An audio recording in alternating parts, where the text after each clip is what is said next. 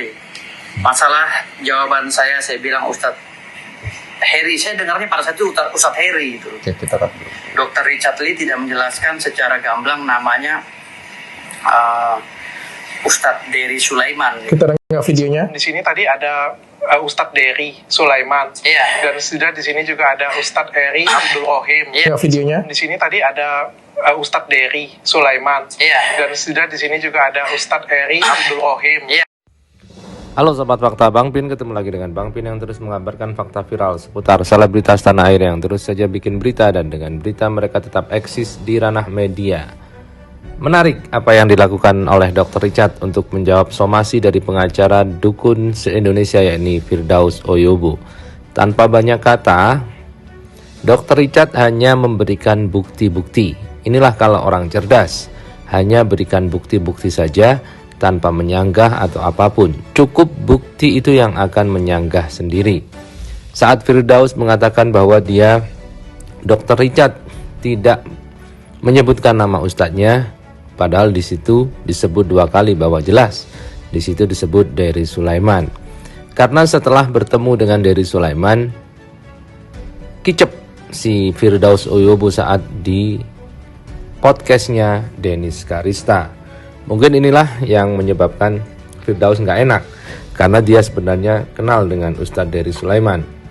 Dan yang kedua adalah saat Firdaus mengatakan bahwa kameramen dari Dr. Richard membenarkan. Ini juga dibantah dengan hanya senyuman dan bukti-bukti oleh Dr. Richard. Karena Dr. Richard Lee pada saat itu Jelas ya? bilang bahwa si Ustadz Dery Sulaiman lengkap. katanya hal goib. Dua-duanya juga mengatakan bahwa ya as a manusia, sebagai manusia kita nggak bisa ngelihat jin. Kalau kita bisa ngelihat jin, artinya kalau saya nggak salah nih ya, saya mungkin detailnya kalimatnya seperti itu ya. Artinya ya sebenarnya orang itu sendiri adalah kerasukan jin atau seperti apa gitu. Ustadz apa siapa namanya? Ustadz Dery ya? Ustadz Dery benar Ustadz Dery ya? Ustadz Dery ya? Makanya saya bilang kok aneh, kok seorang Ustadz nggak percaya dengan hal yang goib gitu. Akhirnya saya jelaskan mungkin Ustadznya tidak baca Al-Quran, kan gitu saya bilang. Akhirnya tim kreatifnya si Dr. Richard Lee meluruskan dan menyalahkan omongan Dr. Richard Lee. Kata tim kreatifnya bukan begitu Pak Dokter. Yang benar adalah Ustadz kadang-kadang ini mempercayai adanya hal di belakang. Ustadz Eri nggak ngomong gitu sih, Ustadz Eri ngomong dia percaya akan jin, dia bisa komunikasi dengan jin, ada. Tapi keluar konteks. Bahwa al-goib itu ada di Al-Quran. Nah, jadi Dr. Richard Lee lah yang disalahkan, bukan saya yang menyalahkan. Gimana nyalahinnya? Saya menyalahkan statement Dr. Richard Lee yang katanya ustadz-ustadz tidak percaya goib. Bahwa ya as a manusia, sebagai manusia kita nggak bisa ngelihat jin. Kalau kita bisa ngelihat jin, artinya kalau saya nggak salah nih ya, saya mungkin detailnya kalimatnya seperti itu ya. Artinya ya sebenarnya orang itu sendiri adalah kerasukan jin atau seperti apa gitu. Dan tidak ada di alam Al-Quran katanya itu. Makanya saya bilang ustadz-ustadz itu yang disebutkan katanya Ustadz Heri apa segala itu tidak ada dalam Al-Quran. Kalau ternyata yang dimaksud itu Ustadz Dery Sulaiman, ya saya nggak tahu, kan kita nggak tahu pada saat itu Dr. Richard Lee setelah mewawancara Ustadz Dery Sulaiman. Jadi artinya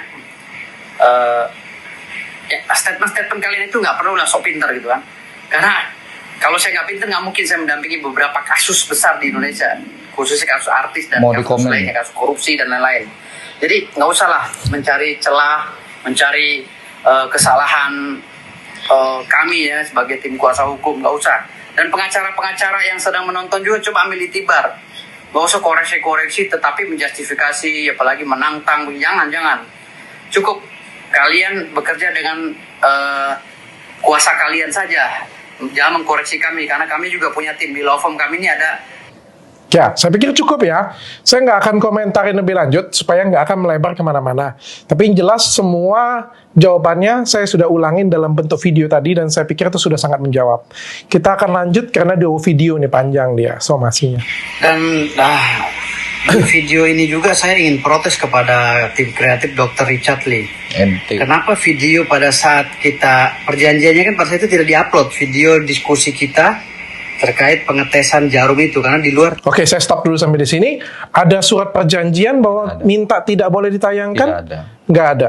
Nggak ada, dengan kalian nggak ada? Tidak ada. Nggak ada ya. Dan sebenarnya saya punya rekaman suara bahwa beliau bersedia untuk ditayangkan. Jadi, tapi nggak akan saya tayangkan di sini. Jadi sebenarnya beliau terakhir dengan Jindan itu beliau sudah bersedia untuk ditayangkan secara utuh.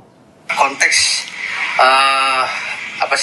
perjanjian ya, apa saja pertanyaan dan lain-lainnya itu.